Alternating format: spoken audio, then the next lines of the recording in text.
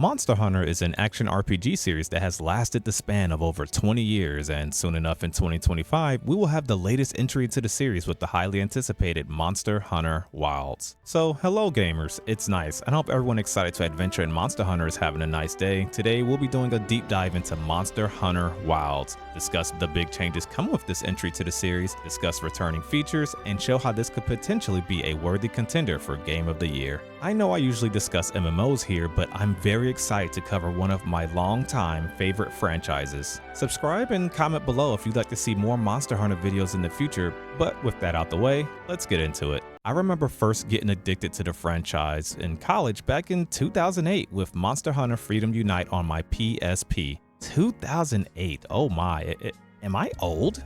Anyways, I would later put up perhaps 4,000 hours into the masterpiece known as Monster Hunter World on my PlayStation 4 years later. For those of you completely unaware, this summary doesn't do the series any justice, but essentially you hunt monsters. I know, shocking, and then you craft new gear and weapons from the monsters you hunt. It gets a lot more intricate than that, however, with each monster having its own moveset, status effects, resistance to certain ailments, being vulnerable to specific elements, cutting off or damaging various parts to change the tides of the battle, and more. Monster Hunter Wilds, I feel, will be a lot of people's first entry into the series, and lucky enough for them, Wilds will take a lot of the best aspects of previous titles whilst also introducing a lot of cool new features and quality of life changes. So before we discuss why it will be Game of the Year, let's discuss some of the new and returning features.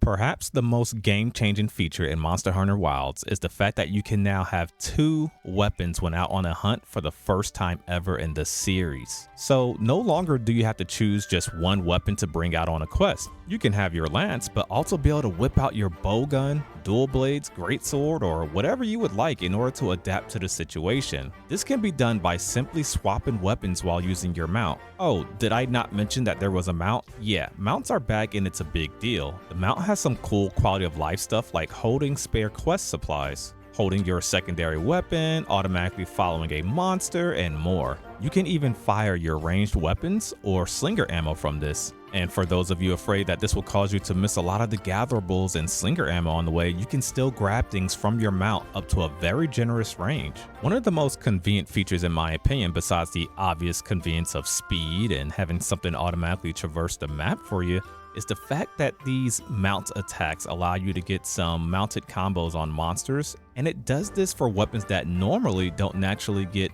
aerial damage done to the monster to proc this. And these mounts will be important because there is now a huge true open world. We saw this with the recent betas where this time around the camp or quest hub seamlessly was integrated into the world with no load screen.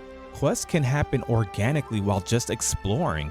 We only had one biome/region for the open beta test, but there will be a couple come launch which supposedly will be naturally connected to one another. I'm a huge fan of how alive and large scale the maps of Monster Hunter World felt, especially with the interactive environments, and it appears that it has only gotten more bigger, more dynamic, and has things like dynamic weather and regions. Not only that, monster behavior and resource availability will change based on the weather or various events. Speaking of monster behavior, one of my favorite things to do is to watch the monsters interact and fight with each other, which made the hierarchy very clear, and this is quite evident in Wilds as well. I won't reveal the spoilers for monsters here, but there is quite an awesome cast coming to us at launch. Per some leaks as well as content creator testimonies from a recent event, we can expect a lot of new and returning monsters. I think we will be spoiled with both new and returning monsters to hunt. Wild's biggest gameplay change is the wound system and focus mode.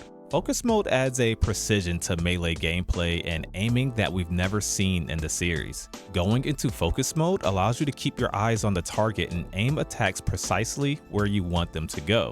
No more having to rely on perfect spacing or having things feel clunky. Some personal advice that I would like to give here is by default, you must hold the focus button down while you go do all your normal actions, but there is an option in the settings to make this a toggle, which I cannot stress enough is a complete game changer, especially if you have a weapon where you're using your R2 or you're blocking or charging something up. It's just so convenient to have one less button to worry about pressing. There's even an option in the advanced settings to make your melee weapons a toggle but keep your ranged weapons so that you have to hold down focus mode, which is literally the same thing as holding down your aim, which you would do normally. And we all know that Monster Hunter is a game literally won in the settings menu. There's so many quality of life features and gameplay customization that really make the difference on the hunt. Having the most optimal settings is what really can make or break the combat for you, or be the reason that you are just a little bit more efficient or successful. Another reason focus mode is valuable because you'll want that precision when taking on the new wound system. Over time, damaging the same part of a monster will cause that area to be more vulnerable to damage. You can either break this by continuing your normal damage, or you can choose to use a special attack on that wound, which varies weapon to weapon, providing big damage and usually stunning the target. We'll talk more about this later, but something also worth mentioning is that the game is crossplay, and that's quite a huge deal. Being able to play with any friend, no matter what the platform, is a very welcome thing. Now, last but not least, let's talk weapons. All 14 of the weapons from Monster Hunter World indeed have returned. Best part is, for the most part, the movesets, or rather the playstyles, are relatively the same in concept, but with enough tweaks and additions so that it feels a lot more fresh. The 14 weapons are Greatsword, Sword and Shield, Lance, Dual Blades, Longsword, Hunting Horn, Hammer, Gun Lance, Switch Axe, Charge Blade,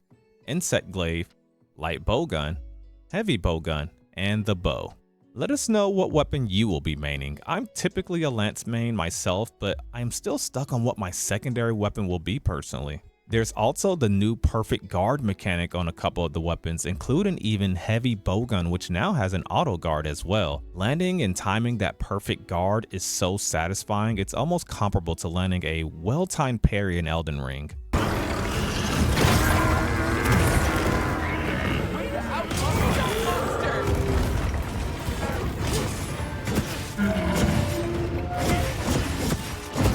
I, for one, am excited to progress in this game already. So, with the features out of the way, let's talk about the Game of the Year conversation. I really feel Monster Hunter has a true shot. This entry into the series seems to have a lot more mainstream appeal, and I think the free beta periods have really done well for their marketing. A ton of new and returning features coming to Monster Hunter Wilds make it very attractive even to someone who will be playing one of these games for the first time. And for those who love the beta, it's not even relatively close to being like the actual true Monster Hunter experience. This includes obviously the story, more biomes, crafting, progression, arena, events, and more. And Monster Hunter is widely known for pretty damn good post-launch support and great updates and DLC. Monster Hunter World was just an example of how Capcom consistently flex events and their rights to certain IPs like Street Fighter, allowing specific weapons themed after their IPs or fan-made weapons, and even allowing players to play as Ryu. Imagine playing as a Resident Evil character like Leon and using a light bowgun, Nemesis or Wesker from Resident Evil using a heavy bowgun. There's just no way Capcom doesn't have all of its IPs ready to be cosmetics or events. Things like Mega Man, Devil May Cry, Dead Rising, and more, which will bring in even more players. And once again, I also feel it being crossplay will be another reason it resonates well, allowing the community to be even closer and more accessible. More and more online games have leaned into crossplay, especially as the console war propaganda comes to an end in the industry. Now next, we need to address the obvious reason that Monster Hunter Wilds wouldn't win Game of the Year, and that's its competition, right? 2025 has and will see some good releases, but the biggest elephant in the room, to me, is Grand Theft Auto 6. However, I personally don't foresee it not getting delayed and actually releasing in 2025. I'm thinking early 2026.